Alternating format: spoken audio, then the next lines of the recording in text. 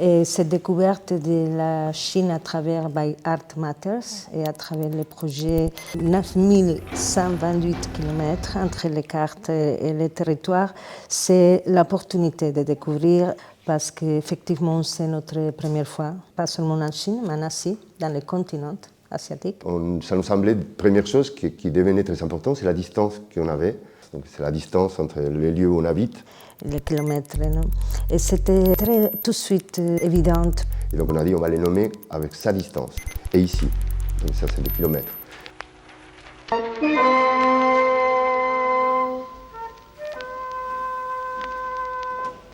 Et donc il avait une idée de cartographie d'un côté, de projeter et d'arriver à être dedans les plans. Donc petit à petit, les musées, il est devenu un plan, et ces plans, il a été habité par des idées, et très bientôt, il sera habité par des gens, par nous. Et donc cette idée-là de la différence entre qu'est-ce que serait une carte, un plan petit qu'on pourrait avoir et que ce sera à nous, et une espèce de cartographie beaucoup plus grande qui contient beaucoup de plans. Donc c'était un peu l'idée qu'on espère on pourra bien développer dans l'exposition. Donc d'abord, c'est la manière de travailler. On va essayer cette fois-là d'être très proche de la notion presque extrême de work in progress. Donc au long des 3 années de ce projet, les choses sont existées de manière différente. De cette chose qui dans des dessins, avec le temps, il apparaissent des personnes, et les personnes ils deviennent des personnages qui modifient les dessins. Elle est là pour inviter à un parcours à les spectateurs et que ça reste des traces dans sa mémoire. C'est vraiment comme un vrai prologue de manière directe et indirecte.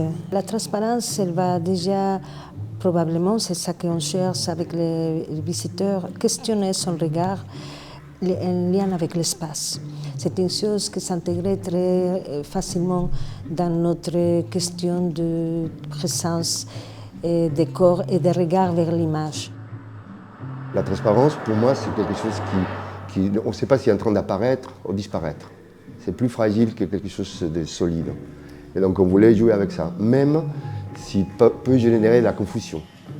Que ça va être un élément que le spectateur il va voir avec lui à la rentrée et que c'est une lecture, c'est un travail aussi, voilà, c'est une œuvre en lien avec la fiction de comment on est arrivé ici, les échanges qu'on a fait, la fiction qu'on a créée. C'était assez organique et naturel la manière et aussi la nécessité de devenir d'une manière dans le réel à partir de la fiction.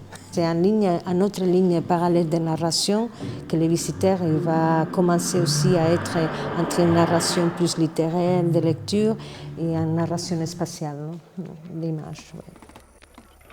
And the presence of these different women appears and disappears with the thematic of do you think I want to kill you, It's like kind of sign we are in a space like a game between them, but finally it's something much more like the image of the body looks for we know captive. Cette idée aussi de boucle à l'intérieur, mais jamais c'est le même parce qu'il y a un élément que c'est très important dans le travail que c'est le miroir. Que ça crée une zone de labyrinthe, c'est comme un espace que les visiteurs n'arrivent pas à comprendre très bien d'où ça vient, comment il apparaît le corps dans l'image et comment il disparaît. Et donc c'est un kind of unstable space, la caméra qui peut, et donc c'est un peu dangereux.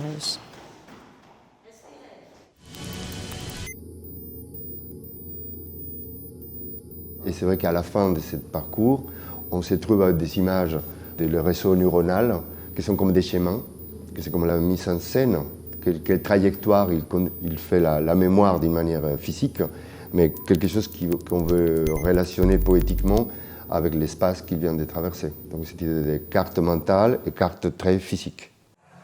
Je pense que dans tout le parcours de l'exposition, le bureau de cartographe, c'est vraiment là où tout a commencé.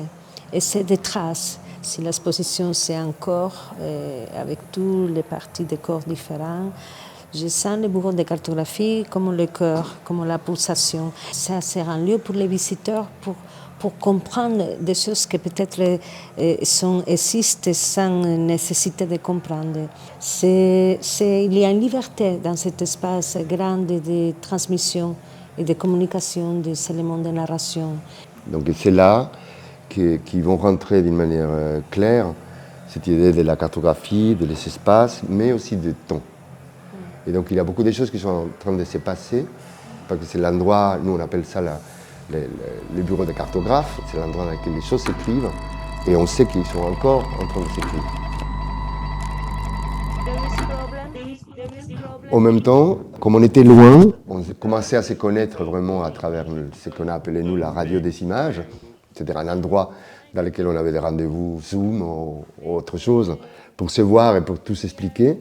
Mais c'est vrai que quand on faisait les parcours de la zone, d'ici, des quartiers, bon, on a beaucoup traversé les parkings et la zone souterraine.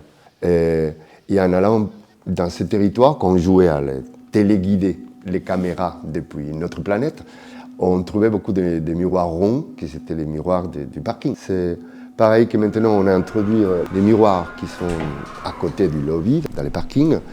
On sait que le lobby, il y a des écrans qui sont comme des trous, et après il y aura un ascenseur, avec il y a une bande sonore. Et donc on pensait que physiquement, c'était très intéressant, comme antenne. C'est une invitation, effectivement, une séduction.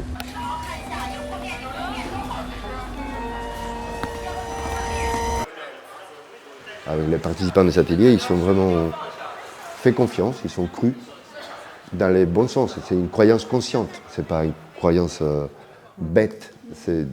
On sait qu'on est en train de jouer et que parfois on croit à des choses qui n'existent peut-être pas. Mais seulement par le fait de croire, les désirs, ça va faire qu'ils vont apparaître.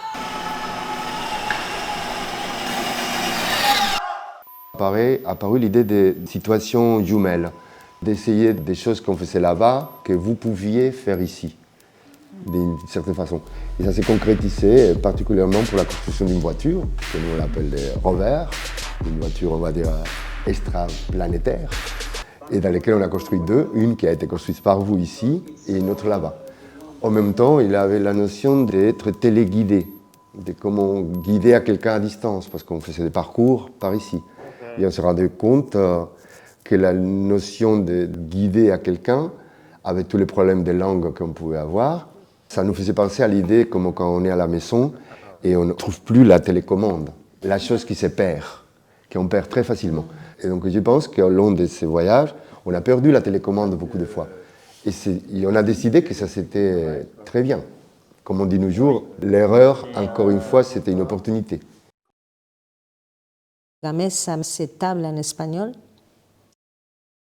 Pour l'espace, pour la table à soi, ça a commencé, c'est très lié au moment du début de la pandémie, parce que j'ai commencé à travailler sur un projet assez intime de communication à distance avec ma mère en Espagne. Moi, j'habite en France à Aubervilliers, non? Et elle habite dans le nord de l'Espagne, en Asturie.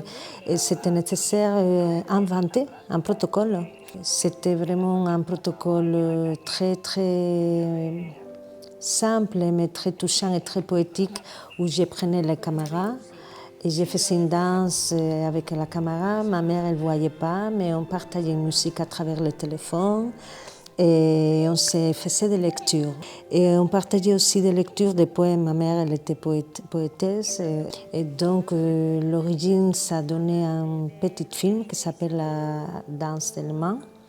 Le film, c'était très fort. Donc, le projet de la table à soie est aussi en collaboration avec Francisco dans le film, pour le montage.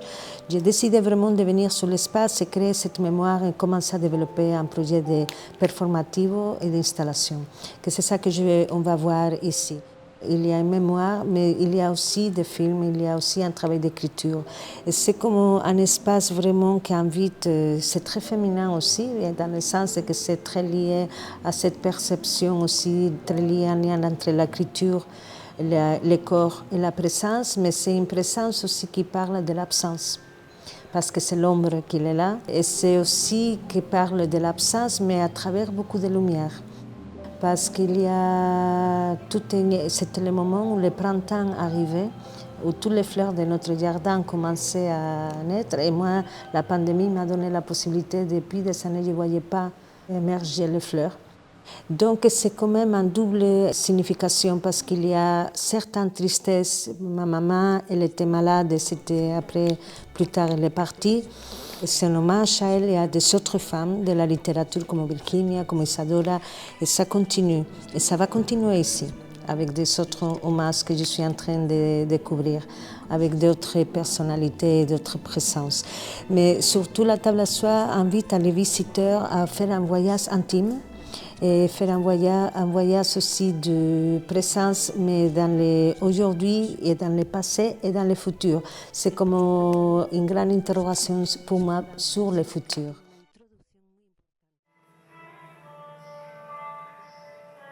La cartographie des croyances, donc ce qu'on appelait île. Pourquoi? Parce que c'est un projet qui vient sous l'idée de jusqu'à où on peut croire. Moi, je m'appelle Francisco Ruiz de Infante. Infante, ça veut dire enfant. Et donc, je suis très intéressé à la perception enfantine.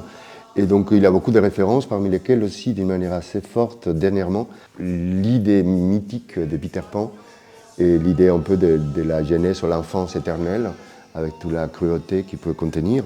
Si les personnages n'y croient pas, les créatures fantastiques ils disparaissent, ils n'existent plus. Il faut croire aux choses pour qu'elles existent. C'est vrai que l'idée qui a l'air un peu fantasiste de cette affaire-là contient une espèce de tristesse, parce que quand on parle de l'enfance, c'est quelque chose qui va mourir, qui va disparaître, et qui va arriver, on va dire, l'état adulte.